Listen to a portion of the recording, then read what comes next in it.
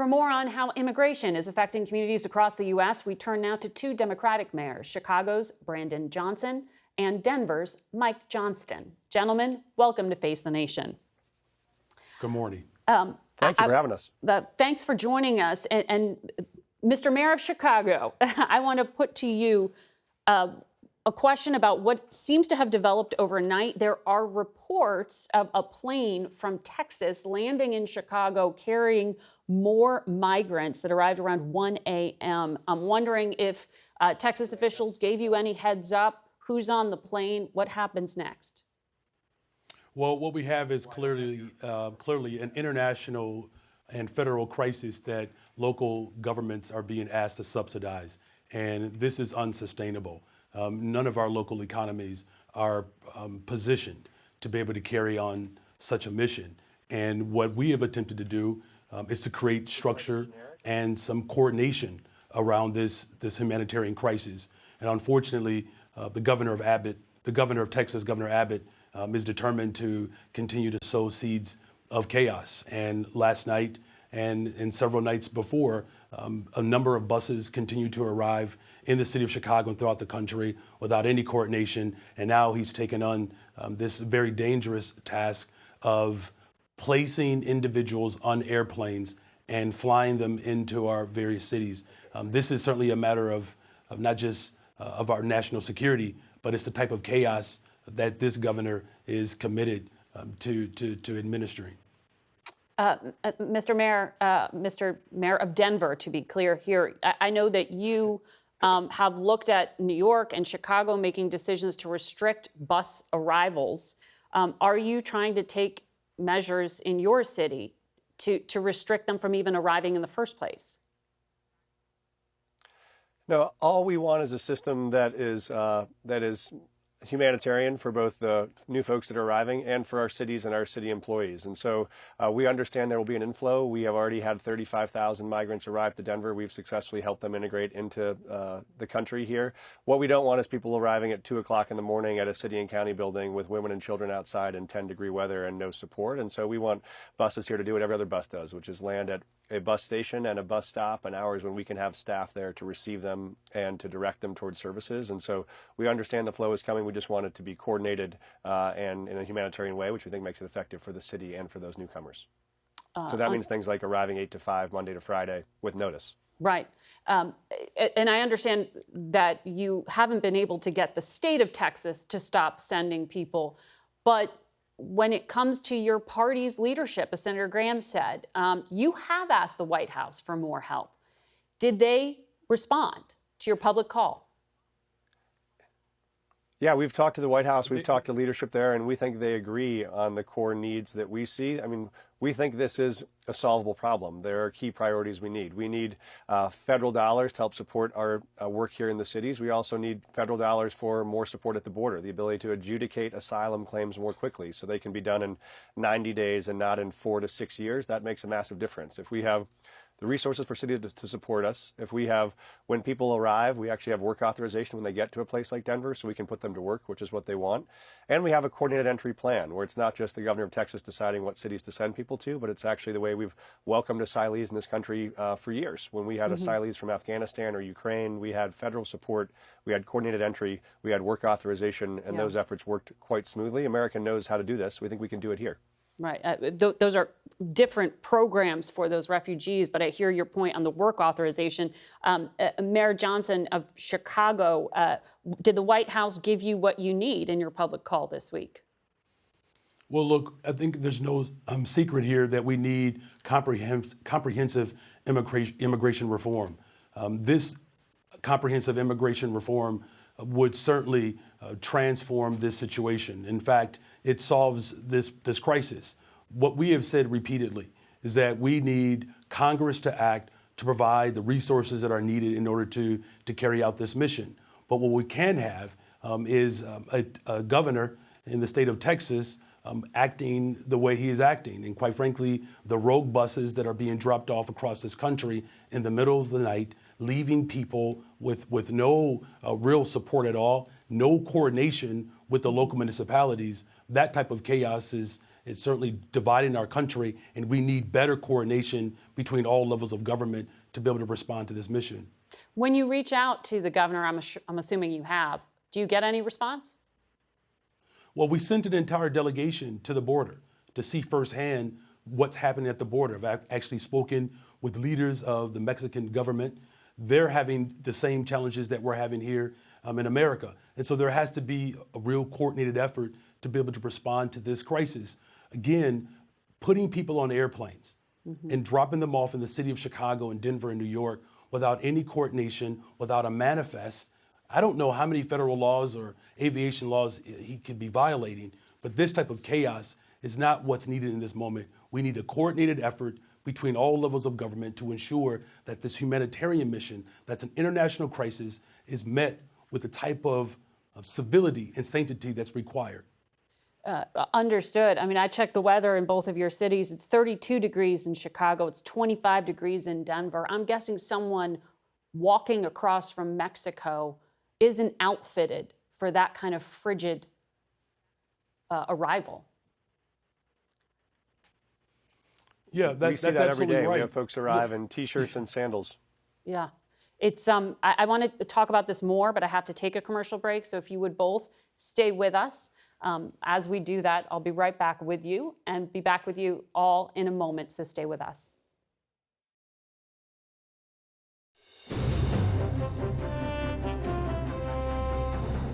Welcome back to Face the Nation. We pick up where we left off with Denver Mayor Mike Johnston and Chicago Mayor Brandon Johnson.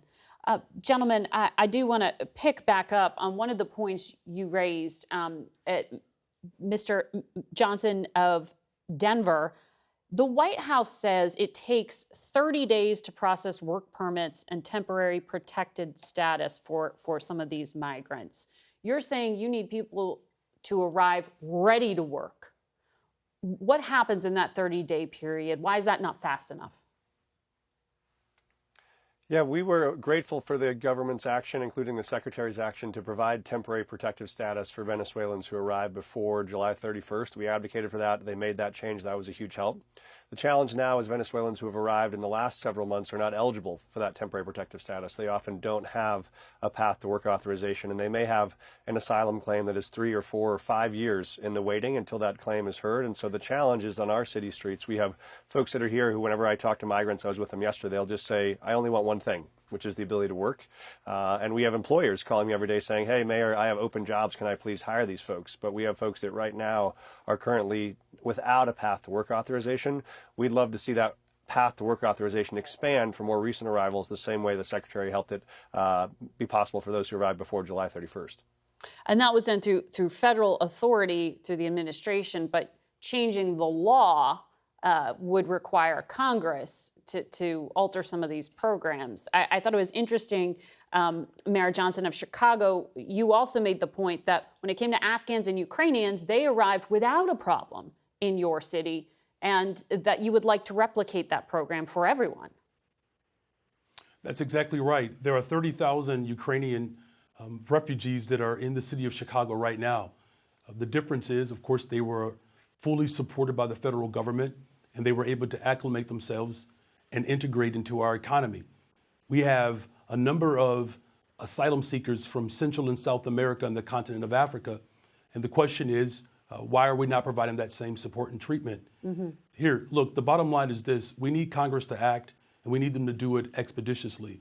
But we cannot have the type of chaos that continues to come from the state of Texas. And clearly, the governor of Texas, Governor Abbott, is certainly afraid and mad, but he can't cut his own nose off, right? And so what we're simply saying, what I've done over a month ago, we provided an ordinance that would ultimately provide some structure and some coordination around when buses should arrive. Should not be dropping people off in the middle of the night, in the middle of nowhere, without the type of support that's needed. Very quickly before I let you go, I read Mayor Johnson of Chicago, less than 2 weeks ago, a 5-year-old boy died after falling ill at a migrant shelter in your city. What state are people showing up in, and what is the health risk here, if any? Well, our condolences are still with the family, and we continue to pray for the family who lost their child. I'm a father of three. This is just an unimaginable pain. But what is very clear is that not only are we providing mental health related services as well as vaccinations and health screenings and providing medical health care for these families when they arrive, the moment they get off those buses, we're not seeing that same treatment at the border. In other words, there's no health screenings, no vaccinations. That process at the border is absolutely raggedy and reckless, but we cannot have a governor who decides that he's going to cling to the vestiges of Jefferson Davis when we should be pulling to the hopes and aspirations that were left by Frederick Douglass. We have to have a coordinated response to this humanitarian crisis. We cannot allow chaos to dictate and to divide this country. Well, we will wait to hear from Governor Abbott's office in a response to that. Mr. Mayors, thank you both for joining us. We'll be right back. We turn now to the 2024 election. The Supreme Court is under growing pressure to quickly resolve the question of whether former President Trump is eligible to serve as president after two states, Colorado and Maine, have moved to strike him from the Republican primary ballot for allegedly supporting an insurrection. For more, we turn to CBS News election law contributor David Becker, the founder of the Center for Election Innovation and Research. David, it's always good to have you here to cut through the politics on this. Both of Maine senators, an independent and Republican, said they disagreed with this, even though they both personally voted to convict Trump in that Senate trial that involved the allegation that he helped to carry out an insurrection. Do you think that this decision to try to remove him from the primary ballot in Maine will stand up in court? Well, it's a big question. The Supreme Court has never resolved this issue, especially with regard to a president, about what engaging in insurrection means under the 14th Amendment to the Constitution. Now, of course, as you just mentioned, both senators from Maine and a majority of the U.S. Senate, including 7 Republican senators, voted to disqualify Donald Trump from the presidency in February of 2021, as did a majority of the United States House, including 10 Republican members of the House. So it's clear that this is an open question. There's legitimacy to the question, and it has to be resolved by the United States Supreme Court. They are the final arbiter of what the United States Constitution means. Mm-hmm. And this 14th Amendment still exists. It might be inconvenient, but it exists, and it has to have meaning. It doesn't say convicted of insurrection. It says engaged in insurrection. And we've seen it applied in other offices, as in New Mexico just last year, to someone who was not convicted of insurrection, someone who was convicted of criminal trespass against the Capitol on January 6th. Interesting, because the special counsel, Jack Smith, has not invoked insurrection in his federal case against the former president. In terms of what happened in Colorado, which was the first state to try to do this, to remove Trump from the primary ballot, in Maine, Chris Christie's not on the primary ballot.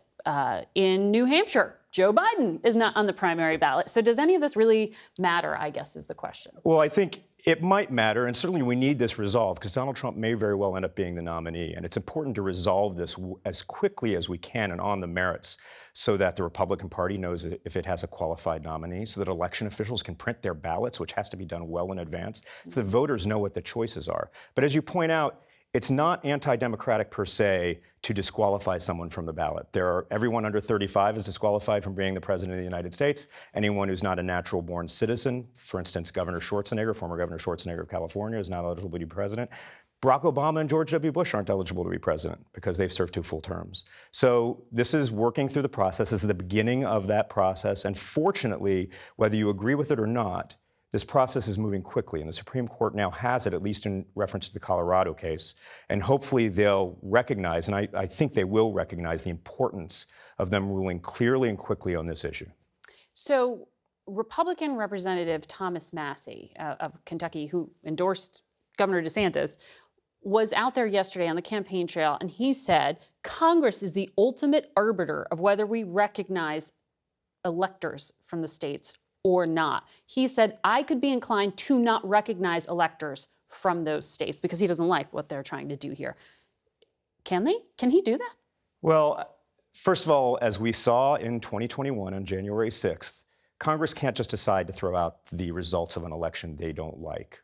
members of Congress aren't going to like the results in every single year, but that's not the way the Constitution works.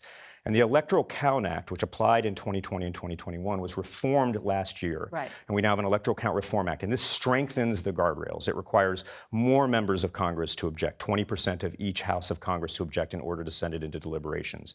It applies stronger presumptions with regard to the electoral certificates that are submitted by the executive, by the governors in the states, if they're done on time, December 11th and December 17th, as it occurs in 2024.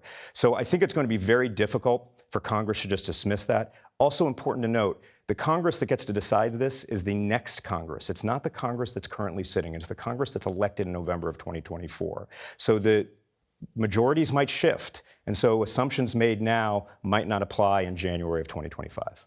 And if you are not a U.S. citizen, you cannot vote. But Donald Trump is saying that that's part of this migrant crisis, part of a conspiracy. Yeah, it's true. If you're not a U.S. citizen, you don't have the right to vote. The protections in place are stronger than ever before. Yes. There's federal law that has applied for over 2 decades that requires every voter to show ID in order to register to vote. Yes. And we've studied this for years, and we know that fraud is very, very minimal. David, thank you. Thank you, Margaret. Back in a moment. Now to the latest in the war between Israel and Hamas. IDF ground forces are pushing deeper into southern Gaza, and warplanes are striking refugee camps in the center of the territory. Ian Lee is in Sderot, near the Gaza border, with more. Street by street, house by house, Israeli forces press the offensive deeper into Gaza, targeting Hamas and their massive tunnel network, including what Israel says is the headquarters of Hamas leader Yahya Sinwar. Militants fight back, putting up stiff resistance. Last night, Prime Minister Benjamin Netanyahu told Israelis the war could last months longer, saying, "We continue to fight until the completion of all the objectives of the war. But more fighting means more suffering for the people of Gaza. Nearly 2 million Palestinians have fled their homes, cold and hungry." Tents now dominate the southern Gaza city of Rafah. CBS News witnessed thousands standing in a food line, their only hope for a meal. Amina El Rafi fled Gaza City with her 4 children. A can of chickpeas is all they have to eat. "We face cold, hunger, and thirst. The water is salty. As for hygiene, it's hard to keep clean," she says. The UN reports widespread outbreaks of disease, including respiratory infections and diarrhea. While in the West Bank, violence spiked after Hamas's October attack. The Israeli military has killed more than 300 people since then. The UN is now warning of the rapid deterioration of Palestinian rights in the territory. And in northern Israel, militants launch rockets, mortars, and missiles from Syria and Lebanon.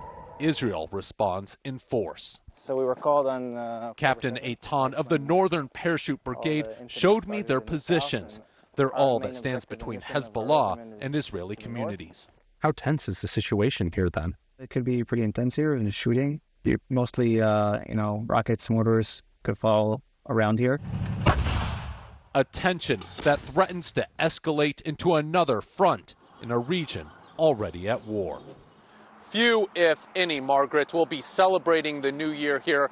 Many hope, especially in war-torn Gaza behind me, that 2024 brings a long and lasting peace. There was no shortage of news on the technology and business beat this year. For a preview of what will dominate 2024, we turn to our senior business and technology correspondent, Ling Kent. Ling, good morning. Good morning. So you cover Silicon Valley. There was all this talk here in Washington about trying to regulate artificial intelligence, AI. Is there any momentum here? You know, there is some momentum, but Congress does not have a good track record when it comes to regulating tech or social media. And artificial intelligence appears to be yet another difficult challenge for them. You have the Senate AI Forum. It's convened several times behind closed doors, and it features powerful CEOs. You've got Sam Altman of OpenAI, Meta's Mark Zuckerberg, Microsoft's Satya Nadella, and of course Elon Musk. But no concrete progress has been made on the part of lawmakers. Now, this comes as the newest version of ChatGPT 5 is expected to come out in the coming months, and it's expected to be a new, increasingly complex set of capabilities. Now, all this happening is the backdrop of Goldman Sachs predicting that 300 million jobs will disappear or change significantly thanks to AI. And you can expect voters to be asking about that impact in the election year ahead, Margaret. Absolutely. And we know in the immediate term, the Biden administration has been concerned about what this will mean for our politics on the campaign trail, the use of deep fakes or misleading voters. What are the companies doing to prevent that? You know, the social media companies are telling me that they're throwing every resource that they have to stop misinformation and disinformation. But the reality is that this is a sprawling, endless game of whack-a-mole. Bad information spreads constantly online, and it is continuing to be very hard to stop, especially with the arguments and protections of free speech. Now, Meta, the parent company of Facebook and Instagram, says it removes manipulated media and voter interference misinformation. And the company does utilize fact-checking organizations and beyond. But the reality here is that taking down all of this bad information has always been an impossible task on platforms of that size. And of course, we cannot forget about X, formerly Twitter. Elon Musk and his team have basically allowed the return of conspiracy theorists like Alex Jones. And they've also dramatically reduced the size of their trust and safety team, Margaret.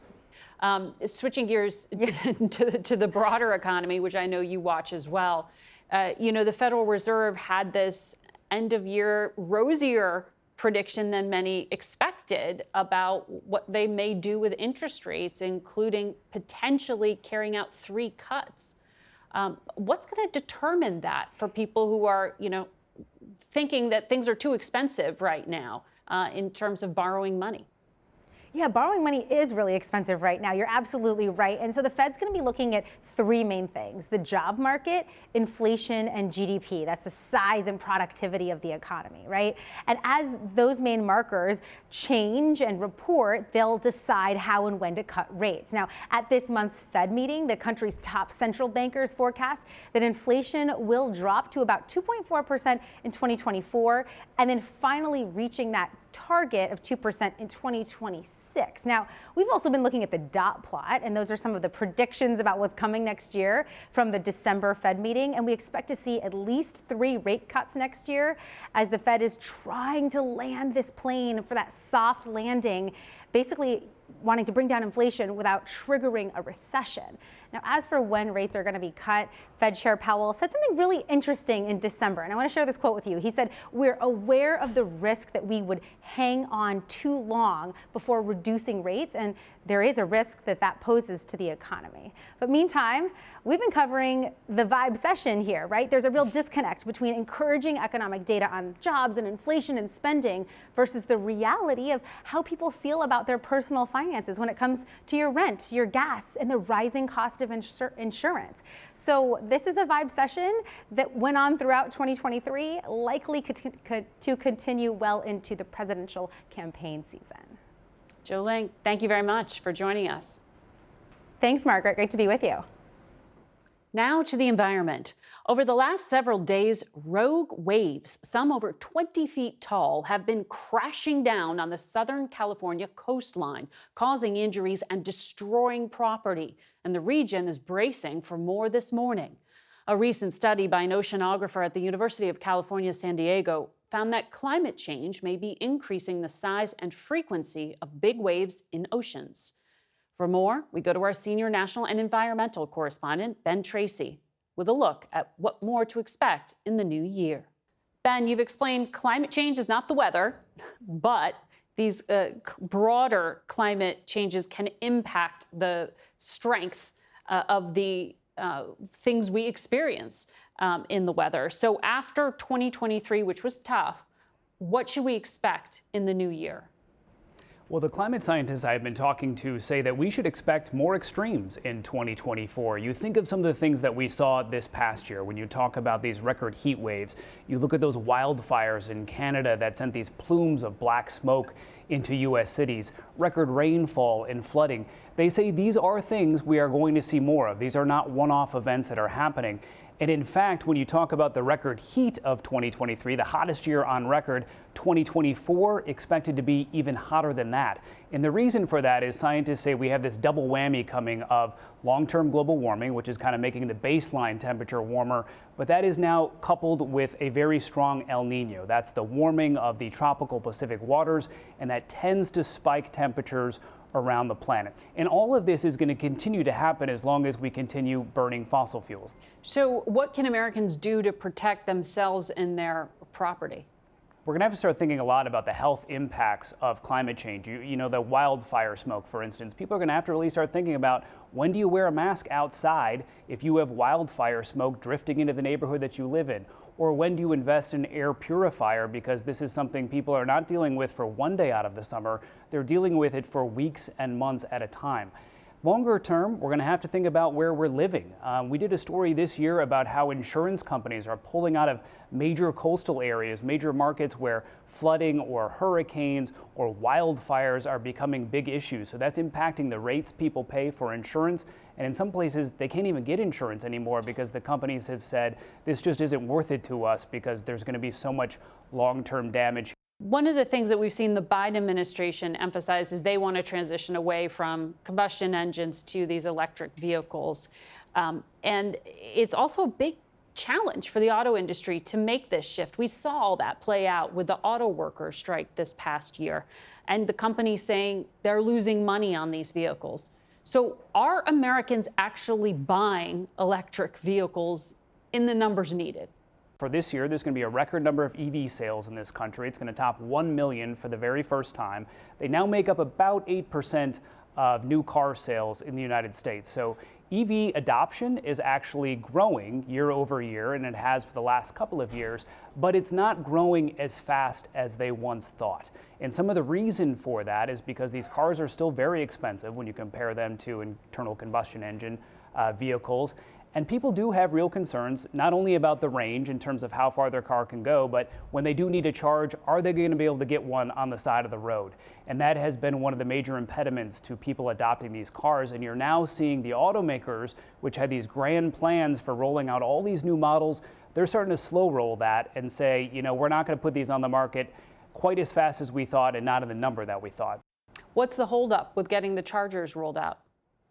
So that is one of the big things. There is $7.5 billion from the infrastructure law that was passed more than 2 years ago to create a charging network across the country.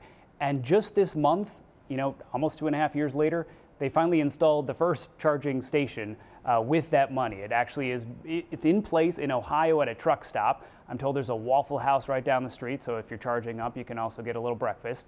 But it's kind of sad that this is the first one and it's taken this long. And part of that is, you know, what you might expect. A lot of government bureaucracy, paperwork, states have to administer these programs and get these chargers set. The goal is to have a charger basically every 50 miles on major interstates in this country, and that will be happening over the course of the next couple of years. And before I let you go, this is going to be an election issue as well. What are you watching in 2024? Well, it will be really fascinating. I mean, this race for the White House, if you care about climate issues, is going to be a very important one. You have the Biden administration, which has passed all these climate initiatives, but then you also have former President Trump, who has campaigned on the idea of drilling more on federal land. He says drill, drill, drill. He has called the transition to electric vehicles the transition to hell. So he has very strong opinions about these things, and you also have other Republican candidates who are campaigning on repealing some of the Biden administration's, you know, landmark climate legislation. So depending on how this election turns out, you could see some real changes in the climate space. Ben Tracy, thank you very much. Margaret, thanks. That's it for us. Happy New Year. Thanks for watching.